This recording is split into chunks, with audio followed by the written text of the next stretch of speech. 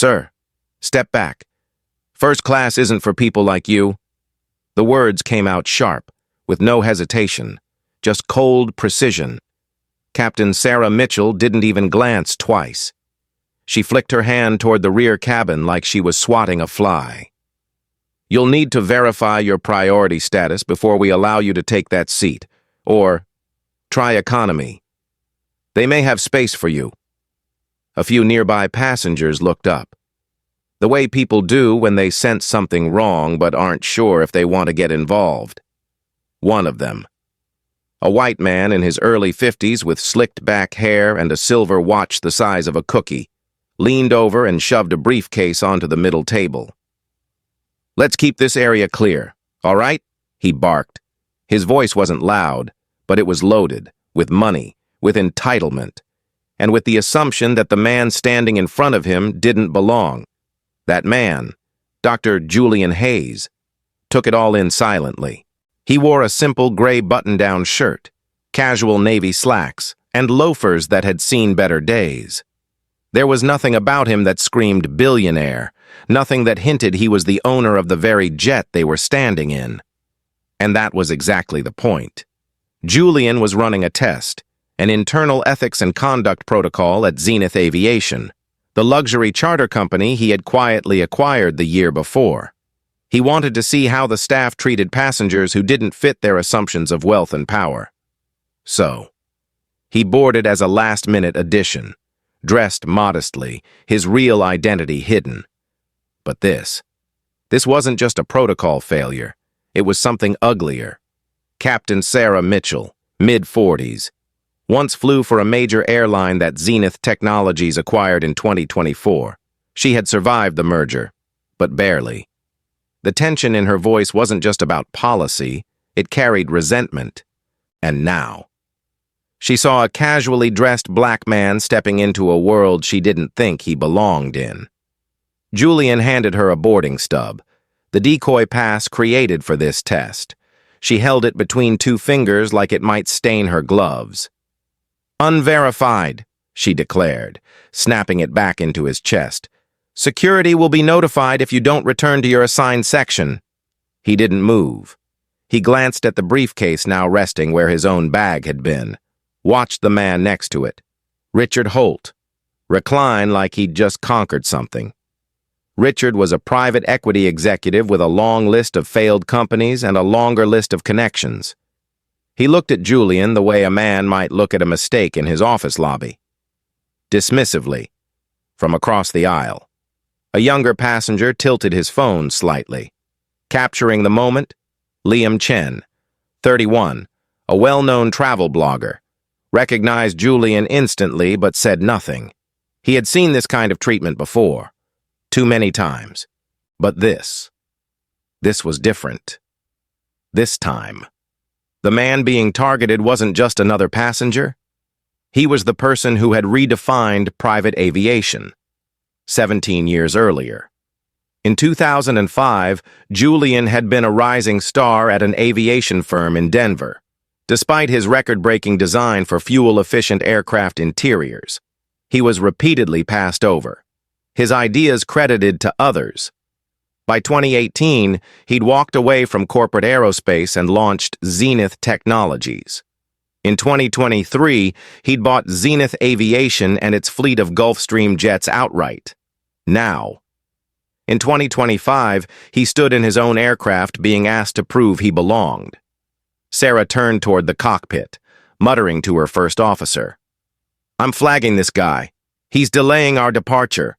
And then, louder, to the cabin. "Folks, apologies for the holdup. We're resolving a seating issue." Murmurs rippled down the aisle.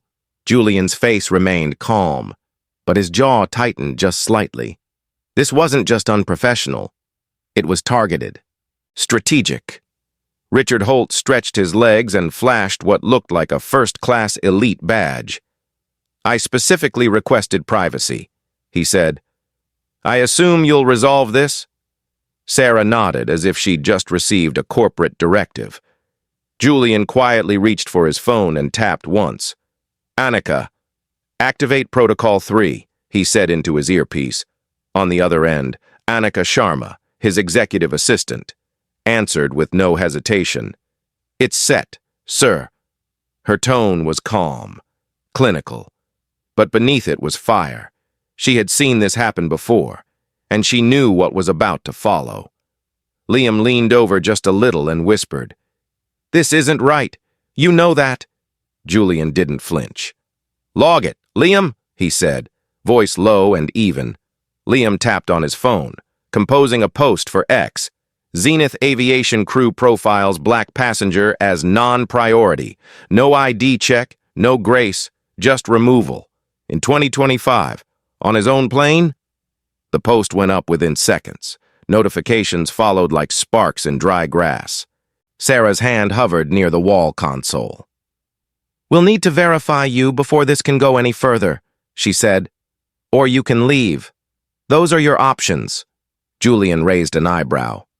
"Or," he replied evenly, "you verify your own conduct first. You're going to answer for this." Emma Walsh, the flight attendant, stepped forward, holding a tablet. She said nothing, but her fingers danced across the screen.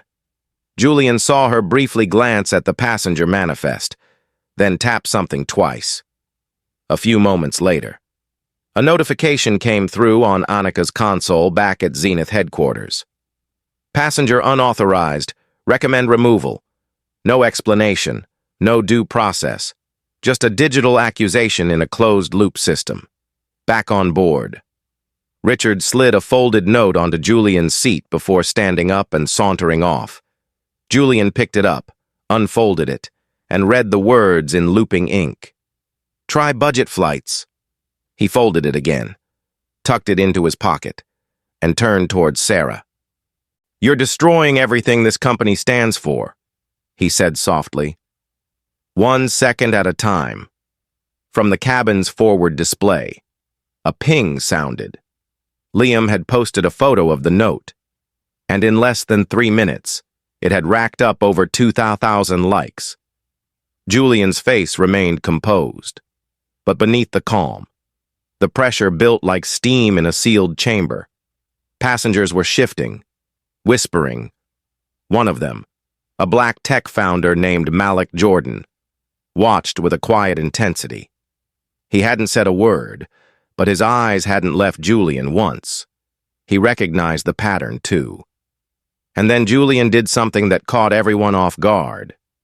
He reached down, adjusted the cuff of his sleeve, and said, "If you thought this was going to end quietly, you've misread the moment." His smart ring vibrated softly. Protocol 3 had reached the escalation threshold. If you've ever been profiled, if you've ever been told you don't belong where you've already earned your place, if you've stayed calm while they tried to shrink you, this story is for you. But before we dive deeper, I want to know, where are you watching from? Drop your city or country in the comments. Now follow along. Julian's about to show what justice looks like. 12 minutes at 38,000 feet. First Officer Thomas Blake didn't waste time. As soon as Captain Sarah Mitchell waved him over, he stomped down the aisle like he'd just been given clearance to remove a problem. "He's not on the verified manifest," she said loud enough for several passengers to hear. "And if he's refusing to comply, we may need to escalate." Thomas didn't ask questions. He stopped in front of Julian and squared his shoulders. "Sir, you'll need to leave this cabin immediately or be escorted out by security." His voice was gruff, old school, with a tinge of aggression that made the cabin go still again. Julian remained seated, his posture calm but alert. "Understood.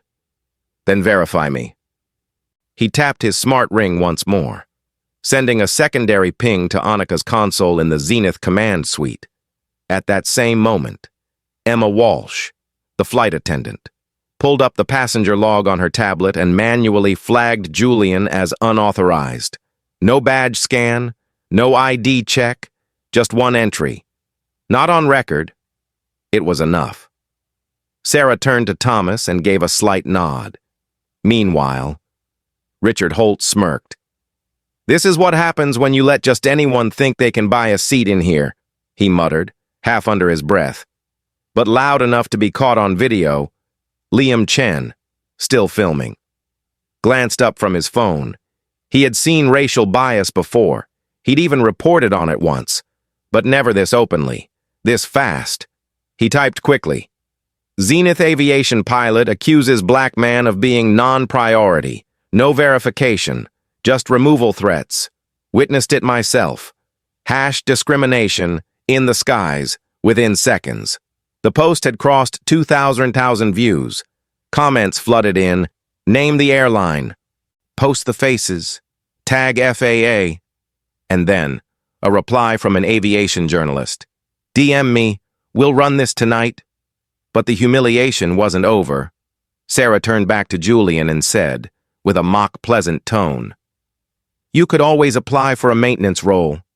Sir, we're always looking for people who understand the insides of a plane." A few passengers chuckled uncomfortably. Richard laughed outright. "Wouldn't be the first time one of them walked up here thinking they belong." A woman seated across the aisle gave him a sharp look, but said nothing. Julian stayed seated, unmoved. "You're violating every standard your badge is supposed to uphold." His voice was steady, measured, but not quiet. "You're no longer following procedure. You're profiling." From her phone in Zenith headquarters, Annika Sharma watched the tampering unfold in real time. Emma's input had triggered an alert in the internal compliance system. An alert meant for cases of data manipulation. She picked up the phone and called Julian. "Sir," she said, "Emma just logged you as unauthorized without ID confirmation. I'm locking the log. Filing an internal complaint now." Julian nodded. Not needing to say anything, she continued. "And Thomas? He's citing a security violation. I'm escalating to Elena Ruiz, Zenith's senior counsel, was already scanning the incoming reports." Back on the plane, Thomas leaned toward Julian and growled, "You can either leave quietly or we'll call airport security." Julian's reply was soft. "Call who you need to, but start by calling your conscience." Liam, sitting nearby, was typing again. "Zenith first officer threatens passenger with security. No cause given. Tension rising." Elena's voice buzzed through Julian's earpiece. "Julian, I'm initiating Protocol 303. All internal logs are being preserved. Do not leave your seat. Their entire chain of actions is being recorded." At that same moment, the display screens in the forward cabin began updating with news alerts. Bloomberg had picked up Liam's earlier post. The headline scrolled across the ticker. "Passenger mistreatment on Zenith aviation flight? Viral post suggests racial bias." Sarah saw it. She walked down the aisle, grabbed Julian's briefcase, which had been returned to the aisle seat, and moved it to a nearby cabinet. "Unclaimed item," she said coldly. Julian watched her, then looked at Richard, who offered a smug shrug. Richard then stood and made his next move. "This gentleman boarded without clearance," he said loudly to the crew. "I saw it myself. He pushed past the gate staff. Check the security footage." It was a lie. He knew it. Everyone who had been watching Julian board had seen him enter quietly, escorted by a gate agent, but the accusation, once spoken, stuck like oil on water. Liam's voice came out louder than expected. "That's false. I watched him board. Gate agent let him in. He didn't speak to anyone." Sarah ignored him. "Passengers, please remain seated. We are investigating a manifest discrepancy." It sounded official, clean, sanitized, but every word reeked of evasion. Back at Zenith HQ, Elena typed faster. "We're filing formal misconduct charges against Sarah and Emma. Thomas, too. But Julian, they just reported you as a trespasser to the terminal security." Julian didn't blink. "Let them come," Annika added. This has moved to full protocol status. All posts are being archived. Liam's content just crossed 500,000 views. Bloomberg tagged us. Reuters just requested comment. I'm routing media to Elena. Inside the cabin. The tension was rising by the minute. Richard leaned toward Julian and said, "There's nothing you can do. They've already decided what you are," Julian replied without looking at him. "And they'll soon remember who I am." Emma paced near the galley, watching the front screen scroll with news coverage. She whispered something to Sarah, then tapped again on her tablet. Reclassifying Julian's seat as vacant, Liam caught the moment in a photo. Flight attendant just marked Dr. Hayes' seat vacant while he's sitting in it. Tell me again this isn't coordinated. That name, Dr. Hayes, hadn't been spoken aloud yet, but Liam had known all along. He kept it quiet until now. The next post was explosive. Breaking. Passenger being profiled is Dr. Julian Hayes, CEO of Zenith Technologies. He owns the company that runs this flight. It took only 90 seconds for that update to hit trending status. Sarah turned toward the cabin screen just in time to see the image of Julian appear beneath the headline. Tech billionaire allegedly profiled on his own jet. The cabin shifted. Quietly. Uneasily. Julian didn't gloat. He didn't raise his voice. He simply looked Sarah in the eye and said, "You just profiled your employer, and you did it in front of the world." The cabin doors stayed closed. Security hadn't arrived yet, but the situation was unraveling quickly, and the cracks were now visible. Liam looked down at his phone and whispered, "Julian, your name's everywhere now." Julian leaned back slightly. "Good," he said. "Then let them watch what happens next." Captain Sarah Mitchell stood near the front of the cabin, her jaw tight, eyes darting from Julian to the flight display screen above row 1A, where Bloomberg's headline still flashed. Billionaire CEO allegedly profiled on his own jet. But instead of backing down, she doubled down. She walked the aisle with the kind of composure that masked fear with authority. "We've had enough disruption," she announced. "I am now requiring financial verification for continued occupancy in first class." Her voice was clipped, measured. She turned to Julian, who hadn't moved from his seat. "Sir, I'll need to see proof of payment or credentials. Right now." Julian didn't speak immediately. He just stared at her. Slowly, deliberately. He was no longer just a calm observer of his own test. He was a man being publicly stripped of his dignity. First Officer Thomas Blake joined her, his voice louder and more hostile. "You're refusing to comply with policy. That's grounds for removal." Julian didn't rise. He simply asked, "What policy requires a passenger to disclose financials to sit in their assigned seat?" Thomas stepped forward, fists clenched. "I said get off the plane." A hush fell over the cabin. Liam Chen was still filming discreetly from his seat. Other passengers had their phones out now, too. Nobody was speaking, but everyone was watching. And then Richard Holt, arrogant, smug, and emboldened, stood up and waved a platinum badge in the air. "This is what a priority passenger looks like," he shouted, pointing at Julian. "And that is what an imposter looks like." He chuckled, cruel and confident. "Try economy, sir, if they'll even let you on at all." Julian sat still. His expression didn't change, but his silence spoke volumes. Emma Walsh, holding her tablet, called toward the galley. "Security's on the way. We've flagged this as disruptive behavior." She made no eye contact with Julian as she logged a final note.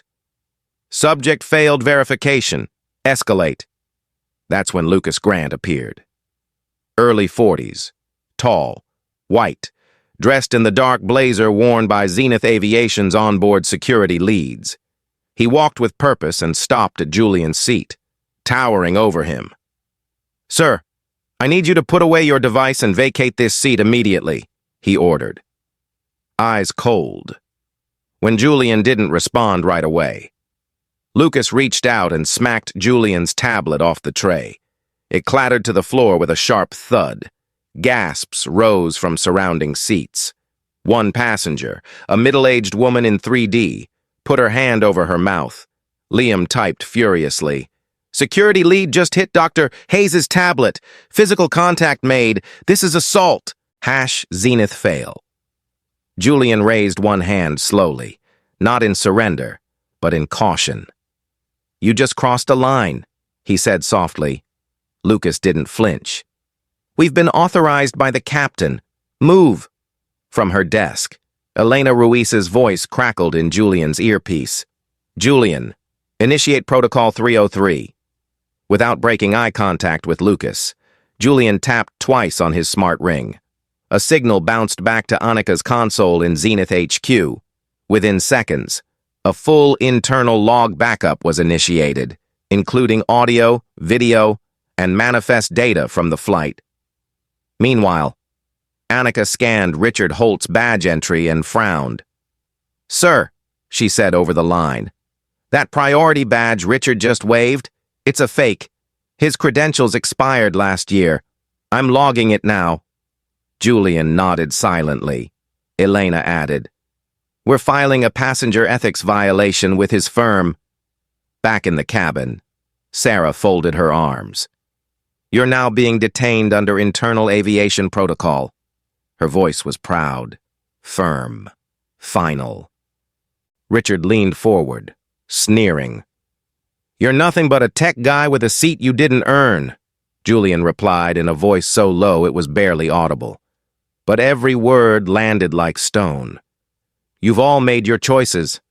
Now you'll live with them." Emma stepped forward to hover beside Lucas. "We've got confirmation from the pilot. Remove him." At that moment, Annika texted Liam directly. "They're violating corporate protocol. Post everything. Let the public see." Liam didn't hesitate. He hit upload. A 2-minute video stitched together the denial, the badge flash, the verbal mockery, and the slap of the tablet. It was raw, undeniable. Within minutes, the video was trending worldwide. Bloomberg issued an update. Forbes reposted Liam's footage. Screens aboard the plane reflected the updates live. In bold letters, CEO Julian Hayes profiled, threatened, and physically confronted on his own jet. But the final blow was still coming. Julian called out calmly, "Annika, patch me into Elena." A moment later, Elena's voice came through on speaker for all to hear. "This is Elena Ruiz, Corporate Counsel for Zenith Technologies and parent holder of Zenith Aviation. We are confirming that Dr. Julian Hayes is listed on this flight as part of an internal audit. Any actions taken to remove him constitute a breach of internal protocol and will trigger immediate legal review." Gasps filled the cabin. A woman from row 1C whispered, "He owns this airline?" Sarah's face froze. Thomas took one step back. Lucas looked at Emma, suddenly unsure. Julian sat quietly. Then, with no anger, no drama, just clarity, he said, "I am the CEO of Zenith Technologies.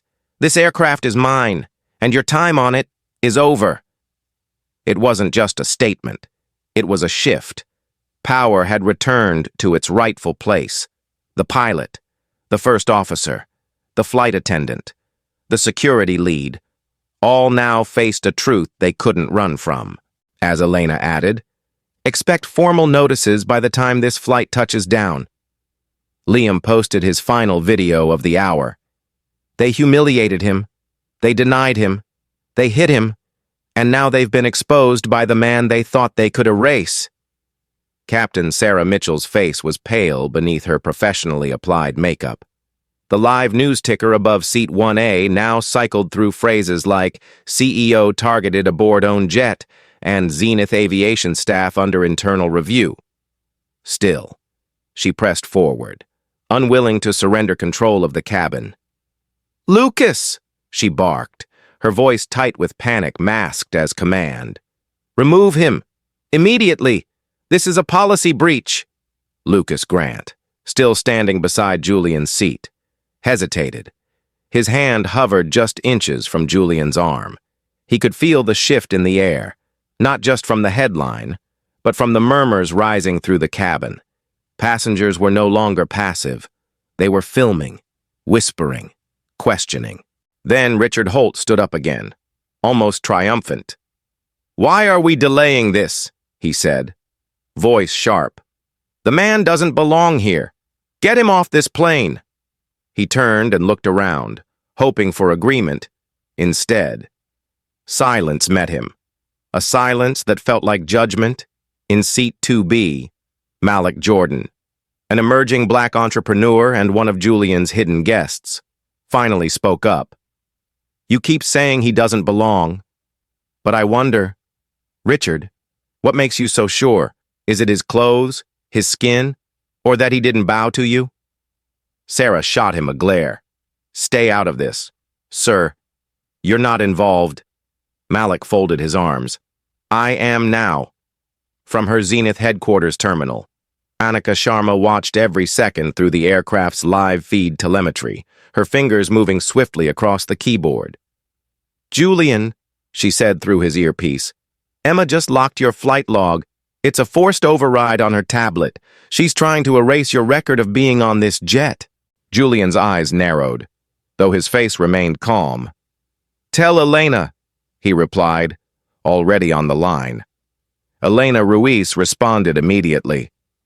"I'm unlocking the override and securing all internal logs under legal protocol. That's a violation of corporate and FAA policy."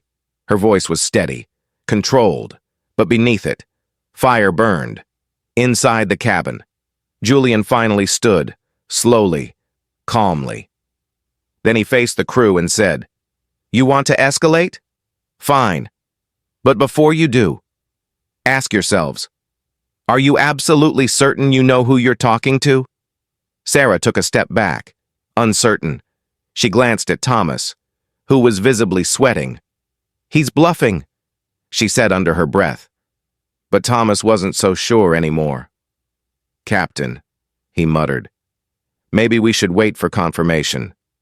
Julian ignored them. He turned his attention to Lucas. "You grabbed my device. You raised your voice. You put your hands on me in front of dozens of witnesses and multiple cameras. Do you still believe I'm just another passenger?" Lucas blinked. Then, slowly, he stepped back. Just then, one of the cabin displays changed. Liam Chen had uploaded a full timeline of the incident, titled, "Minute by Minute, How a Billionaire CEO Was Profiled on His Own Jet." In less than 30 seconds, it was trending globally. Reuters posted it, NBC picked it up, Aviation International, a watchdog publication, issued a damning bulletin. Zenith Aviation staff under fire after discrimination incident. High-value clients begin pulling bookings. Sarah's mouth twitched. "I don't care who you are," she snapped. "You're violating chain of command." "No," Julian cut in, calm but firm. "You violated trust, dignity, and corporate ethics, and now you're about to be held accountable." Annika's voice came back through the line. "Julian, Protocol 3 is finalized. Internal HQ just approved the full disciplinary pathway. Your orders are now binding," Elena added. "You are officially recognized as acting authority on this flight. Security will stand down upon directive." Before Sarah could speak again, Julian turned to her directly. "Captain Sarah Mitchell, First Officer Thomas Blake, Flight Attendant Emma Walsh, Security Lead Lucas Grant. Your actions today have failed every standard this company upholds. Effective immediately. Your services are terminated pending legal review." He paused. "Richard Holt, you're banned from all Zenith Aviation charters indefinitely." The announcement stunned the cabin. Passengers froze. Phones filmed. No one moved. Sarah laughed, brittle and incredulous. "You can't fire me. I'm the captain of this flight." Julian didn't blink. "And I'm the owner of this aircraft. My authority supersedes yours." Elena's voice echoed again, now on loudspeaker. "This is official. All orders given by Dr. Julian Hayes are supported by Zenith's legal office." Terminations are valid under contractual violation clauses. Sarah's eyes darted to the flight deck as if seeking backup, but Thomas had collapsed into his seat, face in his hands. Lucas stared at the floor. Emma clutched her tablet like it was a life vest in open water. And then came the twist no one was prepared for. "Elena," Julian said, his voice still calm, "has corporate reviewed their complaint history?" Elena's voice turned grim. "We have. Sarah Mitchell has 20 logged complaints for racial profiling over the last 3 years, sealed by internal manipulation, all hidden by Thomas Blake. It's over," Annika added. "Complaints were blocked from review, but the audit caught it. They're exposed." Liam posted again. "Hidden history of profiling uncovered, crew fired, passengers cheer, CEO reclaims the sky." Underneath the post, a passenger comment read simply, "We watch justice happen in real time." Julian took one last look around the cabin, then returned to his seat. The jet, though still grounded, had already taken off, in the only way that mattered. Julian re-entered the cabin moments later, no longer in his modest shirt and slacks. Now he wore a tailored navy suit, with the silver Zenith Technologies pin gleaming just below his collar.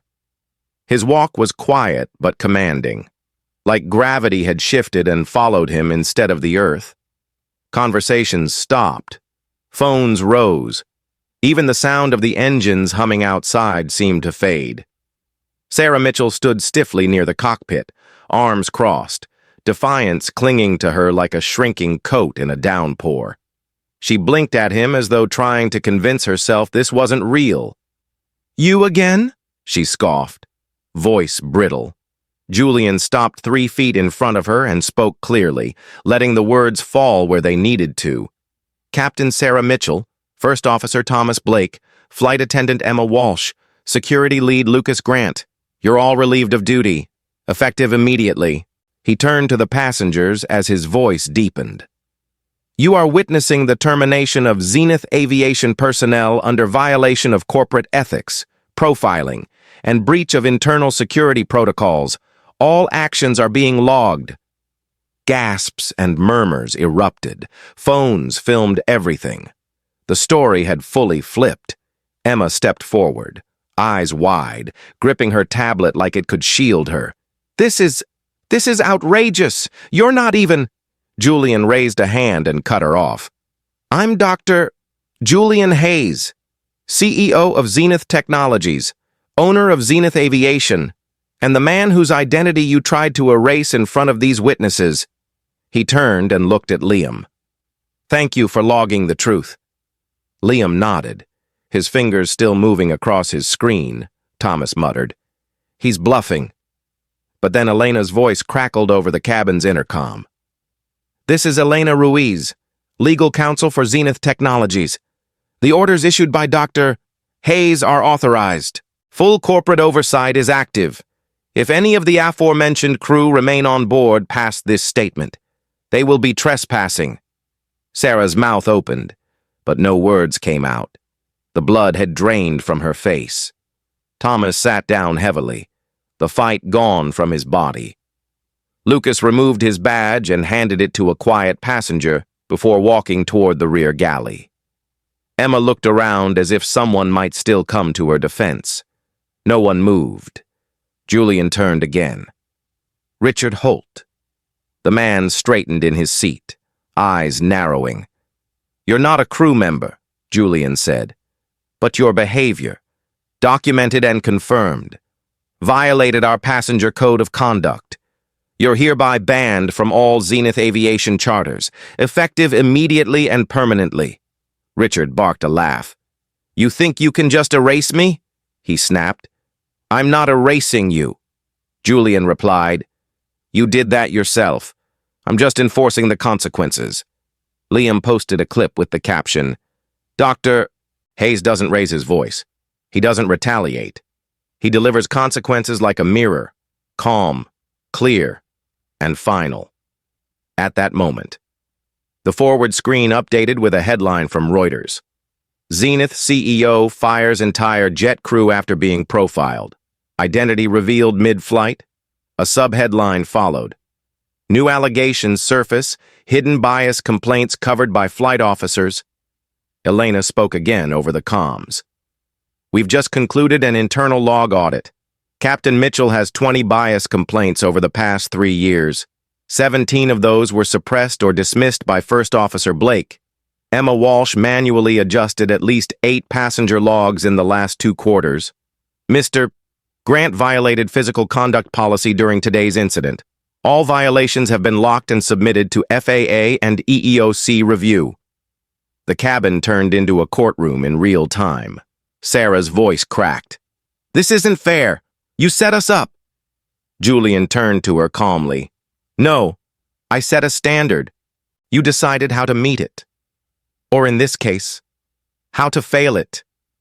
Passengers applauded, some quietly, others more openly. One woman clapped with tears in her eyes. A man near the rear said, "Thank you." Another leaned forward and whispered, "This changes everything." Julian looked around, nodding once. Then he addressed the cabin, not just the guilty crew. Zenith Aviation was built on one belief. That luxury doesn't excuse bias. That comfort doesn't come at the cost of dignity. Today was a test, not of me, of this system. And now it will change. Permanently. Annika's voice came through his earpiece. Julian, you need to hear this. Elena just found a pattern. Emma and Thomas worked together to flag passengers with a code marked visual mismatch. Julian's jaw tightened. What does that mean? Elena answered immediately. It was an informal term, used to quietly label passengers who, by their appearance, didn't match expected profiles of wealth. Most of them were people of color. The cabin went silent. Julian took one breath, then said, loud enough for every row to hear, "That ends today." Liam posted again. Visual mismatch. That was the term they used. But Julian Hayes didn't just match the profile. He built it. Then he burned the old one to the ground. Richard stood again, pointing at passengers with a shaking hand. You think this is justice? You're just tearing things down, a man in row 3 said calmly. No, he's cleaning house. Emma tried one last time, her voice trembling. I have a family. Julian looked at her with eyes full of quiet power. And how many passengers did you try to erase without a second thought? She had no answer. She turned and walked off the plane, past cameras, past silence, past her own undoing. Sarah followed, still shaking her head. Lucas walked behind her, already dialing a number he knew wouldn't connect anymore. Thomas remained seated a little longer, before rising with a face full of regret and shame, the weight of years bearing down. And Julian. He stood tall in the aisle of his own aircraft, no longer underestimated, no longer hidden, no longer patient with systems that failed to see the people in front of them. The cabin didn't cheer loudly. They didn't need to. They had just witnessed something greater than revenge. They had witnessed justice. Julian remained standing in the center aisle, the cabin now quiet, no longer tense but reflective. The entire crew, Sarah, Thomas, Emma, and Lucas, had exited in silence. The mood had shifted, not just because the offenders were gone, but because everyone on board now understood they were part of something larger than a simple confrontation. They had watched a man reclaim his dignity and then use that moment to rebuild the sky itself. Julian raised his left wrist slightly. With a single swipe across the surface of his smartwatch, he activated the Zenith Equity Program, an internal reform initiative he'd developed months earlier. The system, now live, would trigger real-time audits across Zenith Aviation, mandate comprehensive diversity training for all flight personnel, and install AI-powered equity monitors aboard every aircraft under his company's flag. Screens throughout the cabin lit up, one by one, with the program's icon, a silver horizon line cutting through a golden sky. It wasn't just a logo, it was a declaration. Passengers looked on in awe as Julian turned to face them. Today wasn't about one man being denied a seat, he said, his voice calm but resolute. It was about a culture that still believes appearances determine worth. That ends now. Zenith Aviation will become the gold standard, not just for luxury, but for fairness, for humanity. Liam Chen, still filming, posted a photo of the smartwatch screen lighting up, captioned, "Julian didn't just fire the crew, he rewired the system. The Zenith Equity Program begins now." From the Zenith Technologies headquarters, Annika's voice rang in Julian's ear.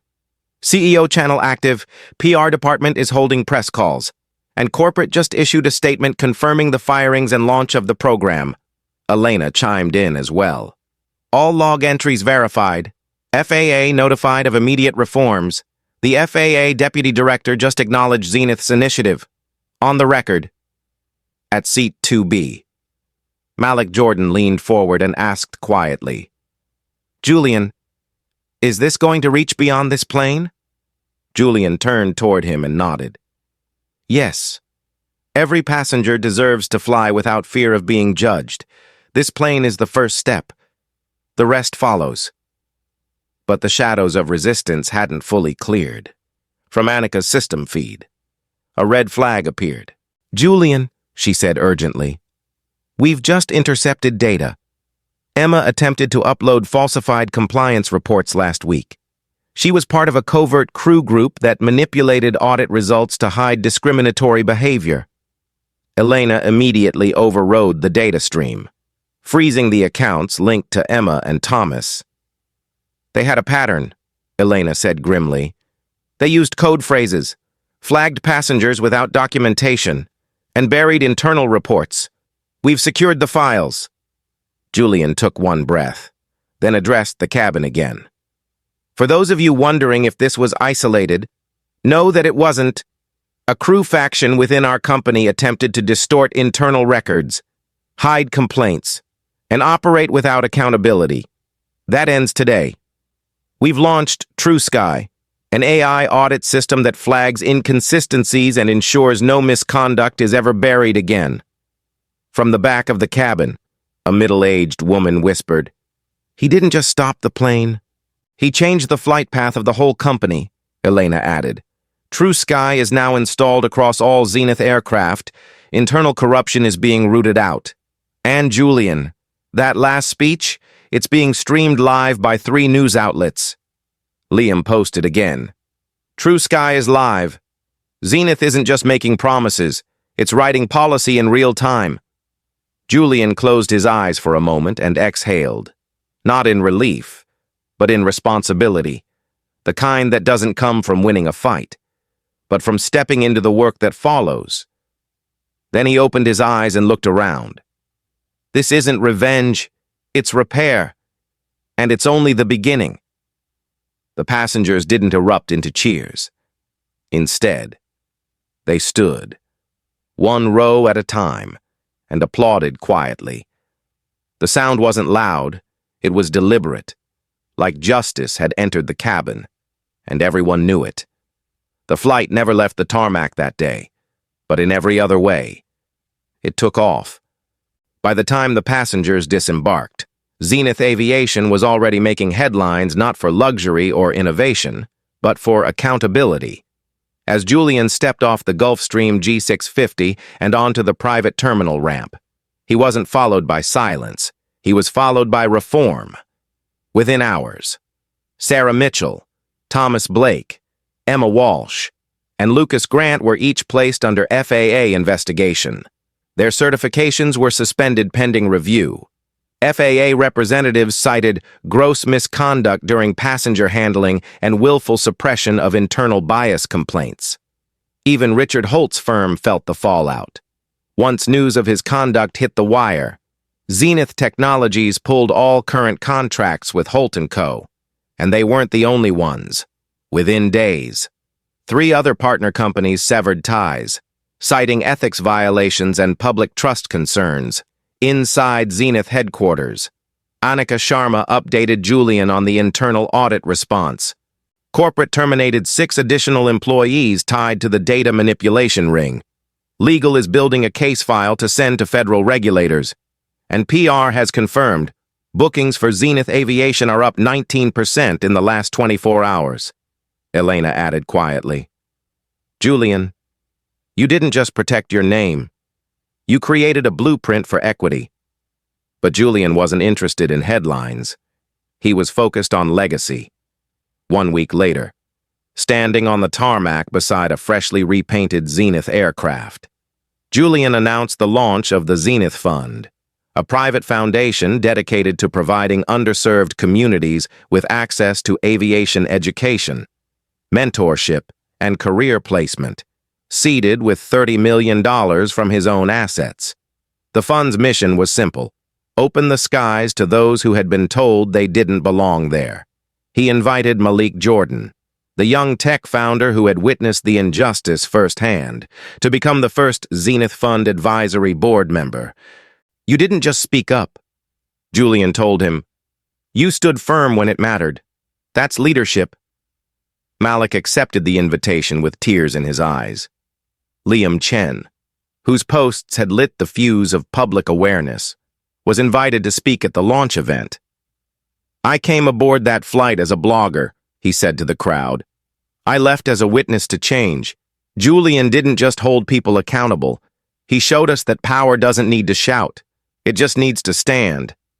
Anika managed the fund's initial rollout and personally oversaw the selection of its first recipients, 5 high school students from marginalized communities in Baltimore, Detroit, and Houston, young people who dreamed of becoming pilots, engineers, and aviation designers. Julian, she said with a smile, you didn't just build a company, you opened a door. Then came the twist no one expected. A retired pilot, now in his 70s, posted a handwritten letter on X. In it, he confessed that a decade earlier, he had filed bias complaints against Sarah Mitchell and watched them disappear. I was too afraid to press it then, he wrote. But Dr. Hayes gave me the courage to speak now. She didn't start this pattern, but she kept it alive, and he ended it. Reuters picked up the post and ran it with the headline, Pilot Confession Confirms Decade of Hidden Bias. Zenith CEO's Actions Spur Industry Reckoning. Julian read it, quietly, then nodded. It was never just about one flight, he said. It was about a culture that needed to be unmasked. Today, Zenith Aviation operates with a fully transparent review system. TrueSky monitors crew interactions in real time, using AI to flag violations and protect against bias. The Zenith Equity Dashboard is visible to all employees, and the Zenith Fund has already helped over 600 students apply to flight schools, engineering programs, and mentorships across the U.S. As for Julian, his story became less about power and more about presence.